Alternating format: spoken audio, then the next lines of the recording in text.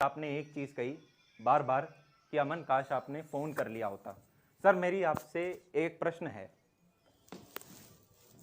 क्या आपने नहीं सोचा मैं अमन को एक बार फोन कॉल कर लूं? जब आप हमारे जो मेन टीचर्स थे उनके साथ दिवाली पे नाचते नाचते उन्हें लॉन्च कर रहे थे कि मैं पूछ लूं कोई एग्रीमेंट तो अमन ब्रीच नहीं किया इन्होंने, कोई नोटिस पीरियड तो छोड़ के नहीं आया, मैं तो इनको जानता हूं फेस से। क्या आपने नहीं सोचा कि यार इतना सारा स्टाफ वहां से आ रहा है, 3 महीने के अंदर मैं अमन से एक बार फोन करके तो पूछ लूं? क्या आपने तब नहीं सोचा जब हमारा जिसके साथ अगर डिस्प्यूट चल रहा है उसके पीछे जो लॉयर है वो फुल टाइम पीडब्ल्यू में है, तो मैं अमन से पूछ तो लूं फोन करके कि अमन क्या डिस्प्यूट है या हमारा लॉयर उसके पीछे क्यों है? अब आप चाह रहे हैं कि मैं आपको कॉल करूं कि सर हमारा कई सारा स्टाफ आपके यहां शायद बाय मिस्टेक आ गया है और एक डिस्प्यूट के पीछे आपका लॉयर खड़ा है, सर आप प्लीज क्या इन्हें हटा लेंगे?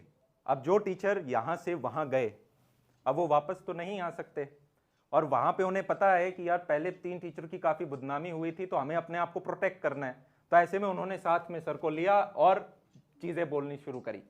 बस उन्होंने कई सारी झूठ बोल दिए जो अब आपके सामने रखे जाएंगे। पहला उन्होंने कहा कि उन्होंने अपना नोटिस पीरियड सर्व करा है, यह बिल्कुल झूठ बात है।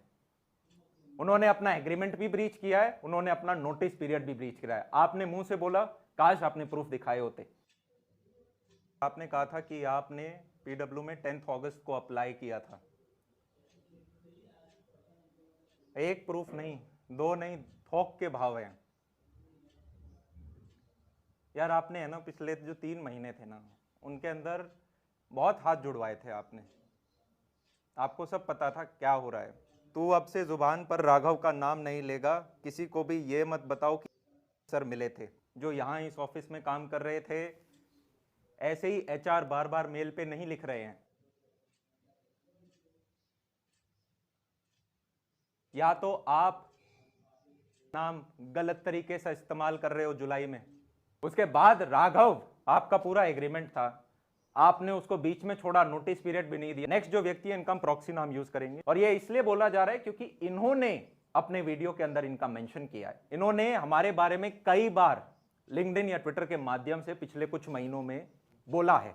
हमने आपको आखिरी वीडियो में पिछले में बताया था कि कई सारे लोग लिंक्डइन वगैरह पे जो पोस्ट होते हैं, आप ध्यान देखना जो सबसे पहला जिसने किया होगा, रूमर स्प्रेड किया होगा, उसका कुछ ना कुछ लिंक हो सकता है। इनको 29 अगस्त को फिजिक्स वाला से फुल टाइम काम करने का ऑफर मिला था जो कि इन्होंने मना कर दिया था। पर अगर इन्हें भविष्य में कभी फिर से काम करना हुआ तो इन्हें पता है सबसे पहले कहां जाना है। और सर आपने जो मुद्दे से डेविएट करने के लिए चीजें कही, हम पे झूठे इल्जाम लगाए, वो सर इतने बड़े प्लेटफॉर्म पे आके आप कैसे कह सकते हो? कि आपको बिल्कुल भी डर नहीं है? क्या आप बिल्कुल भी नहीं सोचते कि मैं क्या कह रहा हूं अगला व्यक्ति कोई जवाब दे सकता है दूसरी तरफ से, या आपने सोचा अगली तरफ से कोई जवाब नहीं आएगा कभी?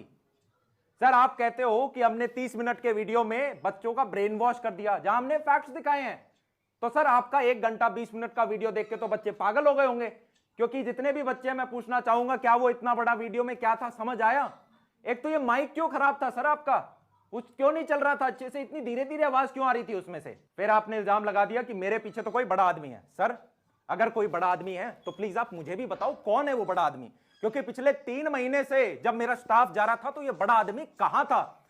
मल्टीपल टाइम्स आपने कह दिया, कुछ भी कह दिया, इतने बड़े प्लेटफॉर्म से आपने नहीं सोचा। आप बड़े हो सर, आप खुद ही पोचिंग की डेफिनेशन दे रहे हो कि वो व्यक्ति जो अपना नोटिस पीरियड सर्व ना करे वो पोचिंग कहलाती है। तो सर एमकेसी सर, ओम पांडे सर, उसके बाद वीडियो एडिटर्स और कितने और सारे लोग जो आपके ऑर्गेनाइजेशन में आ गए जिनके बारे में हमने बात नहीं करी क्योंकि हमारे पास फोटो प्रूफ नहीं थे, उन सब पे आप एक्शन क्यों नहीं लेते? अरे एक्शन लो ना, खुद ही की बात कॉन्ट्राडिक्ट करने में क्या मजा आ रहा है? खुद बता रहे हो पोचिंग क्या होता है, नोटिस पीरियड जिसने सर्व नहीं किया, मैं प्रूफ दे रहा हूं, कोई एक्शन नहीं ले रहे हो, लो ना। पूछ रहे हो मेरा ज्वाइंट डायरेक्टर कहां है? सर आपके साथ है, एग्रीमेंट भी पूरा नहीं किया, नोटिस पीरियड भी पूरा नहीं किया। फिर पूछ रहे हैं मेरा पैरा एम्प्लॉय कहां है? सर आपकी तारीफें कर रहा है, कह रहे हैं सबको वीडियो के अंदर कि पीडब्ल्यू सबसे अच्छे हैं, बाकी सारे के सारे खराब हैं। और सर आपने उनके पीछे अपना लॉयर लगा रखा है जिससे कि वो अमन के साथ लड़ सके। और सर ये हमारे बच्चे हैं, इनके साथ सत्य बोला जाए, आपने कहा आपको फंडिंग के पैसे की जरूरत ही नहीं है, आप वापस कर दोगे, मैं चैलेंज करता हूं आप वापस कर दो। और अगर फंडिंग का पैसा नहीं है तो ये 2000 से 5000 लोग सर हो नहीं पाते। और अगर ऐसी ही बात है, मैं चैलेंज कर रहा हूं, आप वापस कर दो पैसा और 5 का 10,000 करके दिखाओ। कुछ भी बोल दोगे सर इतने प्लेटफॉर्म पे आगे, कुछ एग्रीमेंट होता है, हर एग्रीमेंट को तोड़ा नहीं जा सकता। आप नहीं दे सकते वापस सर। फिर सर आप इतने बड़े लोग हो, आपने अपने वीडियो में यह कह दिया कि अमन ने वैसे प्रूफ सही दिखाए होंगे पर प्रूफ बनाए हुए भी तो हो सकते हैं। एक डाउट डाल दो बच्चे के दिमाग के अंदर। सर हमारे जो प्रूफ हैं वो पूर्ण सत्य है, वो अर्ध सत्य नहीं है। आप बच्चे के दिमाग में वहम ना डालें। ये आपके दिमाग में ख्याल आया कहां से सर? आप कहते हो कुछ ऐसा बताएंगे कि इंसानियत के ऊपर से भरोसा उठ जाएगा। सर कमेंट सेक्शन में बच्चों का भरोसा नहीं उठा।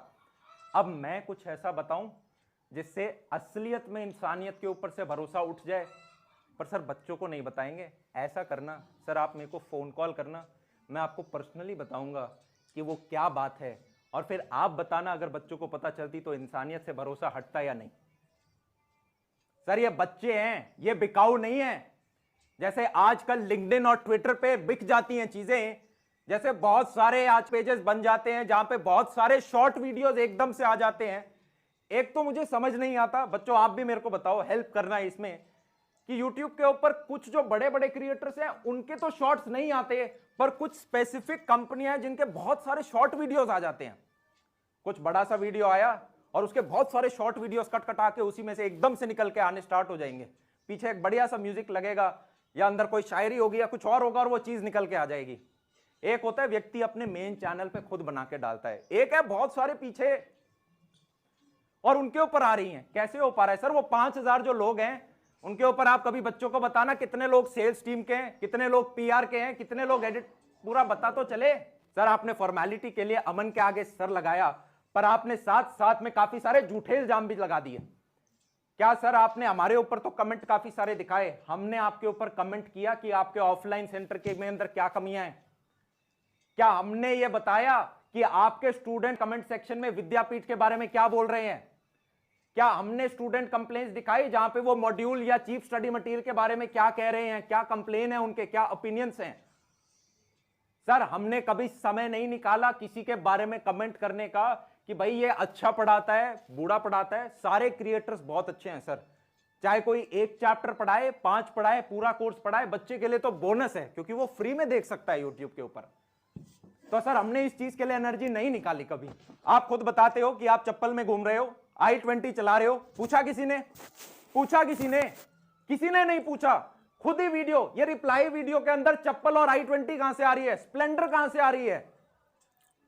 मुद्दा ये हो रहा है कि एक जगह से दूसरे टीचर जा रहे हैं, चप्पल, i20, स्प्लेंडर। पूछा किसी ने?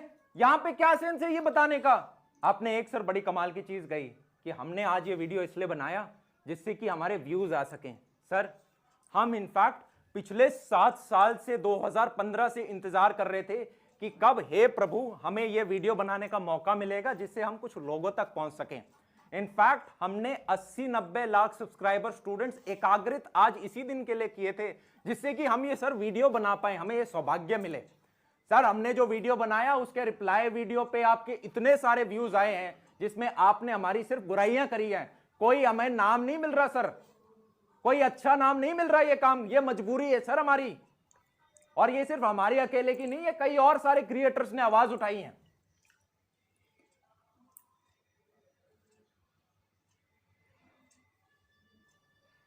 कितने सारे फॉर्म में लोग हैं जिन्होंने आवाज उठाई है। ये तो मैं हूं, आपने मुझे बोल दिया कि व्यूज के लिए कर रहा है। सोचो किसी और ने बोला होता आप उसे तो पक्का कह देते अरे यार पब्लिसिटी। तो आपने अपने टाइम में सर वो जो 3 टीचर्स के लिए नाम लुटाया था और एकदम से लाखों मिलियंस ऑफ स्टूडेंट्स ने सर उस चीज को तवज्जो दी थी, तब सर आपको भी काफी सारा बूस्ट मिला होगा। तब सर बात नहीं हुई थी इसके बारे में, आपने बात नहीं करी सर उस टाइम। आप कहते हो आपके लोग कहां हैं, आपका ऑफिस कहां है? सर जब अनाउंसमेंट हुई थी तो वो लोग, वो ऑफिस सब साथ में थे। ऐसे सर मैं आपको कहता हूं आप मेरे ऑफिस में आओ और कई महीनों तक यहां पे लेक्चर रिकॉर्ड करो, यहीं से सारा काम करो, पूरे कोर्स इधर ही से कंप्लीट करो। सर आप नहीं कर पाओगे, तभी कर पाते हैं जब वो चीजें होती हैं। और सर हमने अपने सभी स्टूडेंट्स का कोर्स कंप्लीट कराया है। हाँ, जैसे अभी बीच में से स्टाफ चला गया और कोई एक्शन नहीं ले पाए हम, ऐसे पहले भी अगर गया है तो सर कुछ कर नहीं सकते हम। एक ही उपाय होता है, इमीडिएट रिप्लेसमेंट लेके आओ, जिसका हमने हमेशा रिप्लेसमेंट लेकर आए हैं। ऐसे में सर मैं फिर भी हाथ जोड़ के माफी मांग लेता हूं अगर किसी बच्चे का हमारी वजह से नुकसान रहा हो। हमारा कभी वो इंटेंशन नहीं रहा, हमने अपना हमेशा बेस्ट देने की कोशिश करी, फिर भी हम हाथ जोड़ के माफी मांग लेते हैं। इसी के लिए हमने अपने जेई स्टूडेंट्स के लिए एक्स्ट्रा 4000 क्वेश्चंस के वीडियो सॉल्यूशंस बना के दिए थे, फ्रीली अवेलेबल कराए थे जो एग्जिस्टिंग स्टूडेंट थे, जिससे कि वो और अच्छे से प्रैक्टिस कर पाए सर। और सर आज उन्होंने मेरा हाथ छोड़ दिया है तो उनके साथ सर जुडिशियल प्रोसेस चल रहा है, जिसका जब रिजल्ट आ जाएगा तो सर सबको सत्य दिख जाएगा।